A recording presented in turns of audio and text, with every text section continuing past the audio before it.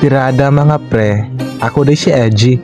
So diha nga time nagtinog-tinog ko kay gusto na ko ma-feel ang fresh air ba. So dala na po na burit-burit, awa na bolingin aron. Buriton gayo. Kani din na time mga pre, gusto ko og palit og manok duha ka buok. Then nakahiram ako og motor, nagdali na lang po kong lakaw kay hapon na piano, saon na lang hapon na ko dito sa dalan, you know. So mo na ning duha ka buok chicken ako napalit kay puro man siya babae, so chicken siya. So nara ang outcome, mo din ang pang tinola, then mo po ni ang pang sugba. Fresh kayo. Tanawa ko na. So diri nga tayo mga pre, prepare na kog mga lamas, bombay, ahos, of course, ligi na mawala ng ahos. Then luya, apil gina siya. So nagkuha na po rin kong mga tanglad. Nakuha kong tanglad. So naon na pagbugkot og tanglad ha. Tanawa rin ko na. Nagkuha pa rin ko og kapayas.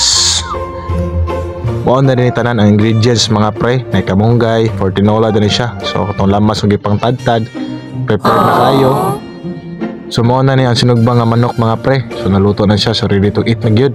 Then mo na po ni ang tinola mga pre. Tanawa na gili-gili ang sabaw. Kami higopon mga pre So kani nga tayo mga pre, ako na lang isa nagkaon kay tungod na ako gilakaw ba. So mo na ni nabilin sa sudan. So at least naga po nabilin, di ba? So nakaungkaon ko di awan like pa ko mura kog correct. So mga onit mga pre. Tara.